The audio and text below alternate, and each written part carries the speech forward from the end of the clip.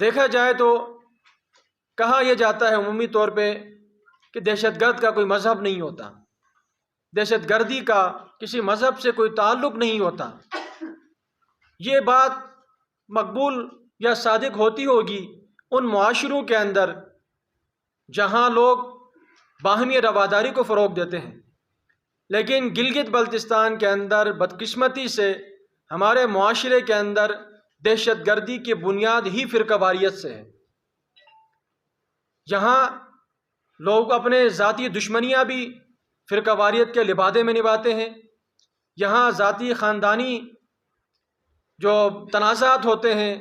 غیرت کے تقاضے ہوتے ہیں، وہ بھی فرقہ واریت کے لبادے میں لوگ یہاں پہ ان کو انجام تک پہنچاتے ہیں۔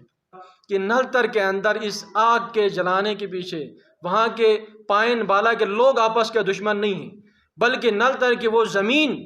ان کی دشمن بنی ہوئی ہے، نل تر کی وہ خوبصورتی، نل تر کی وہ سیاحت، نل تر کا جو نا زیادہ تیزی سے پایا آگے بڑھتا وہ مقام، وہاں کے لوگ جس طرح بلوچستان میں بلوچستانیوں کے وسائل ان کے جانی دشمن بن چکے ہیں، آج نل تر کی خوبصورتی وہاں کے لوگوں کی جانی دشمن بن چکی ہے۔ ہو سکتا ہے بیرونی ہاتھ بھی ہو سکتا ہے بیرونی مداخلت بھی ہو جو اس علاقے کو پھلتا پھولتا نہ دیکھے۔ کہ میری تقریر کے حوالے سے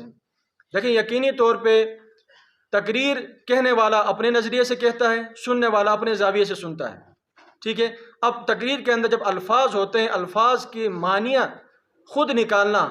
یہ سننے والوں کے اپنے اوپر ہے کہ وہ میرے معنی کو لے کے میں نے کسی مذہب کے کسی فرد کا نام لیا ہے تو اس پہ کوئی بات کر سکتا ہے، ہاں میں نے کسی مذہب کا نام لیا ہے تو میں نے یہی کہا ہے کہ اس علاقے کو وہاں کے مکین سے علاقے کو چھیننے کی کوشش کی جا رہی ہے۔ تو میں آج بھی کہتا ہوں، میں نے یہ تو نہیں کہا کہ ایک مسلک ان کو چھیننے کی کوشش کر رہا ہے یا کوئی مسلکی فرد چھیننے کی، کوئی ادارہ بھی ہو سکتا ہے، کوئی ایجنسیاں بھی ہو سکتی ہیں، کوئی بیرونی مداخلت بھی ہو سکتی ہے۔ تو کہنے والا اپنے انداز میں کہتا ہے، سننے والا اپنے زاویے سے سنتا ہے۔ کہ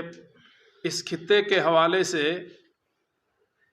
ایک سٹیٹس کی طرف جا رہے تھے تو ہو سکتا ہے کہ اس تناظر میں بھی یہاں پر فرقہ وارانہ چیزیں پروان چڑھانے کی کوشش کی جا رہی ہو، یہ بات خارج از امکان بھی نہیں ہے۔ ایک گو مگو کی کیفیت ہے اور گلگت بلتستان کو 72 سالوں سے اس گو مگو کی کیفیت میں رکھا ہوا ہے۔ جہاں تک جماعت اسلامی کا موقف ہے، بالکل ہمارا موقف واضح ہے، گلگت بلتستان کو ہم ریاست جموں کشمیر کا حصہ سمجھتے ہیں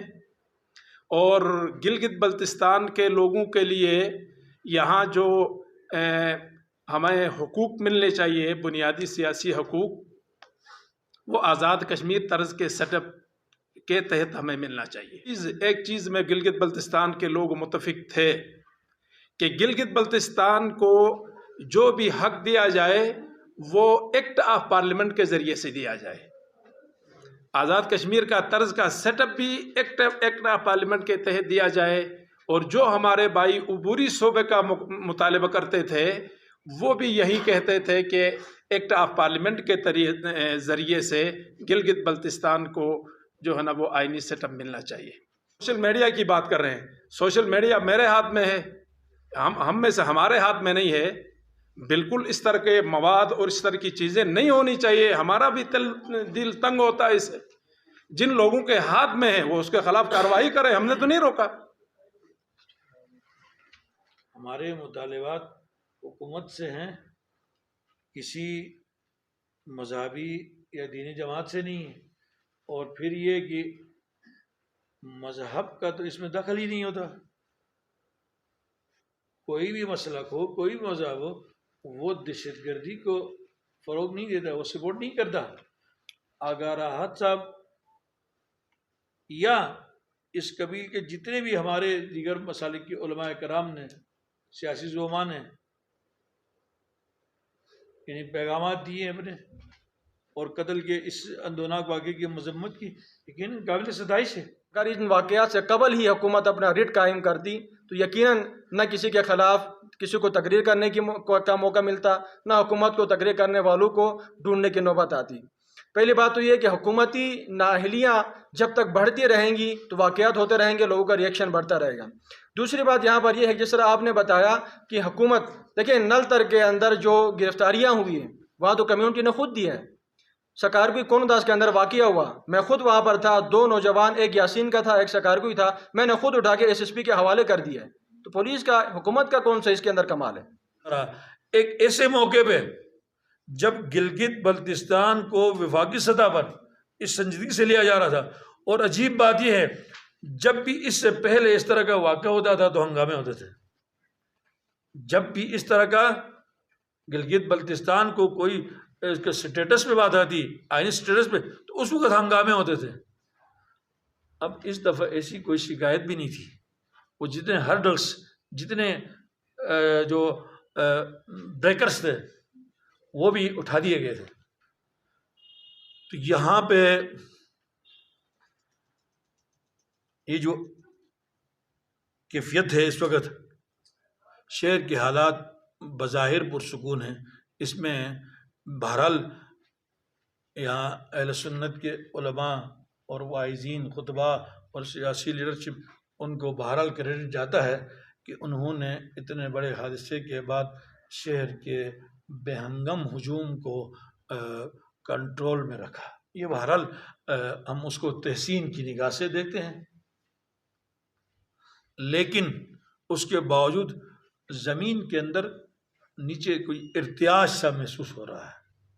کوئی حرکت محسوس ہو رہی ہے جو حرکت گلگت بلتستان کے لیے خیر کا باعث نہیں ہے۔ بہرحال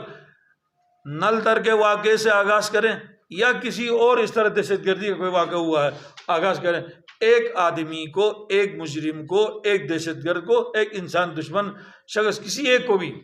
اس کو سر عام لٹکایا جائے تو عام لوگوں کو تاثر جائے گا کہ قانون ہے۔ یہ بالکل گرمیوں کا سیزن شروع ہوتے ہی گلگت بلتستان میں صرف نیشنل ٹورسٹ نہیں آتے ہیں، انٹرنیشنل ٹورسٹ بھی آتے ہیں، جن کا پوری مملکت خداداد پاکستان کو فائدہ ہوتا ہے۔ اور ہم سمجھتے ہیں کہ گلگت بلتستان کا کیپٹل کے ساتھ ساتھ چہرہ ہے گلگت، اور اس کا چہرہ پھر یہ سیاحت کے اعتبار سے نلتر بنتا ہے۔ اس مقام کو پن پوائنٹ کر کے وہاں پر دہشت گردی کرنا، مظلوم لوگوں کا خون بہانا، ہم سمجھتے ہیں کہ یہ ملک کے خلاف بھی سازش ہے اور گلگت بلتستان کے خلاف بھی سازش ہے۔